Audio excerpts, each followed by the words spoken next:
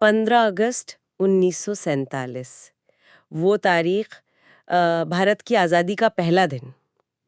200 साल की गुलामी के बाद एक नई सुबह।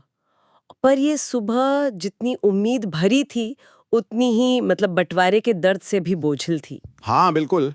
आज हमारे पास जो कहानियां हैं, जो ब्यौरे हैं, वो हमें उस एक दिन के अजीब से विरोधाभासों में ले जाते हैं। सही बात है। तो चलिए इन्हीं स्रोतों के सहारे उस दिन की असल तस्वीर, उसके जोश, उसकी मुश्किलों को समझने की कोशिश करते हैं। बिल्कुल।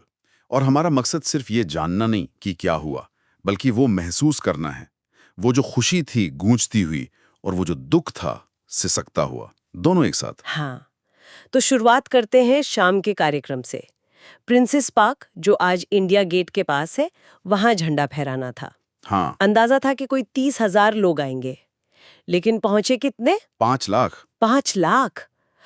उम्मीद से कहीं ज्यादा। बहुत ज्यादा। हाँ, और इस भीड़ ने तो सारी व्यवस्थाएं गड़बड़ा दी।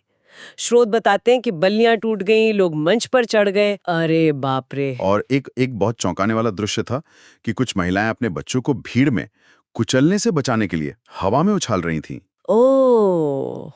ये तो दिखाता है कि जोश किस हद तक था, और अफरा तफरी भी। हाँ, तयशुदा योजनाओं पर वो आजादी का जज्बा हावी हो गया था एक तरह से। तभी नेहरू जी वहां पहुंचे और उन्होंने माउंट बैटन की बेटी पैमेला, उनको देखा हाँ। और उनको मंच तक आने का रास्ता सुझाया। कैसे?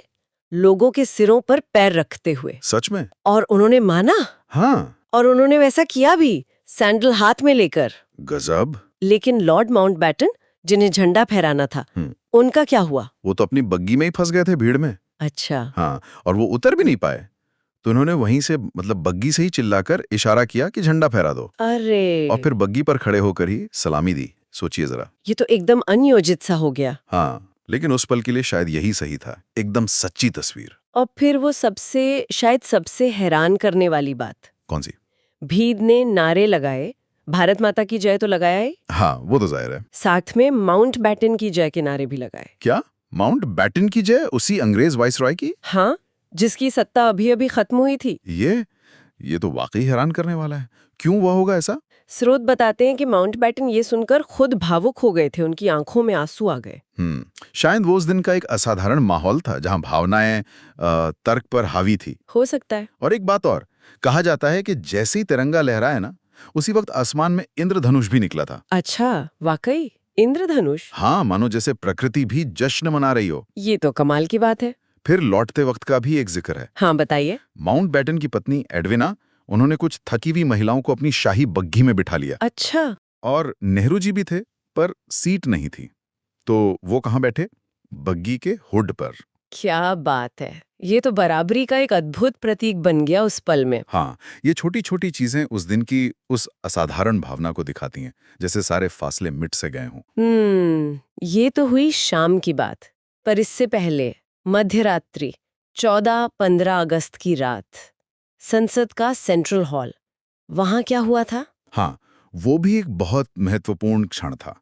सुना है आधी रात का वक्त ज्योतिषियों की सलाह पर चुना गया।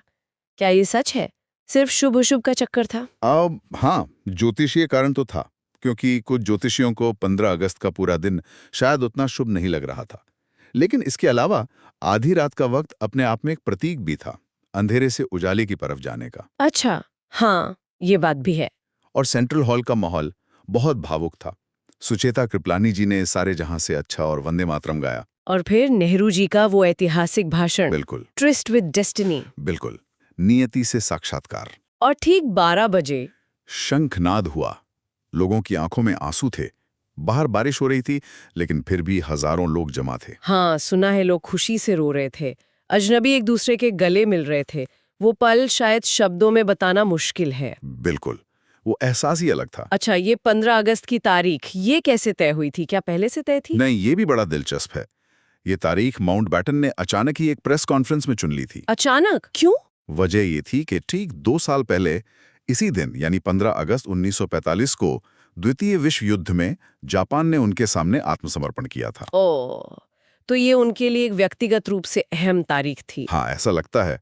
उन्होंने बस कॉन्फ्रेंस में कह दिया और तारीख तय हो गई। तो दिल्ली में तो ये जश्न था, ये उम्मीद थी, ये सब कुछ था, लेकिन इसी तारीख के साथ एक और बहुत भयानक सच्चाई भी तो जुड़ी थी, उसे भूलना नहीं चाहिए। बिल्कुल नहीं। और ये बहुत जरूरी बात है।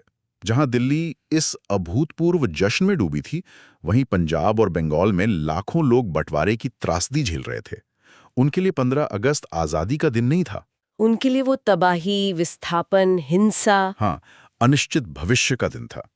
ये दोनों तस्वीरें, ये जश्न और ये मातम, एक ही सिक्के के दो पहलू थे, एक ही वक्त में हो रहे थे। यानी आजादी का पहला दिन सिर्फ खुशी या सिर्फ गम का नहीं था, ये बहुत मिला जुला, बहुत जटिल दिन था। हाँ, उम्मीद थी, गर्व था, जोश था, पर साथ में अराजकता, दर्द, डर, सब कुछ था। एक नया देश बन रहा था और लाखों जिंदगियां उजड़ रही थी। ये विरोधाभास ही उस दिन की शायद सबसे बड़ी सच्चाई है। सही कहा। इस पूरी बातचीत के बाद एक सवाल मेरे मन में अटक रहा है कि उस असाधारण माहौल में, आजादी के उस चरम जश्न के बीच, लोगों के मन में माउंटबेटन के लिए सम्मान कैसे उमड़ पड़ा? वो तो उसी सत्ता के प्रतीक थे जिससे अभी अभी मुक्ति मिली थी। हाँ, ये सवाल वाकई सोचने वाला है। ये शायद उस दिन की भावनाओं की जटिलता को ही दिखाता है। इस पर विचार जरूर करना चाहिए।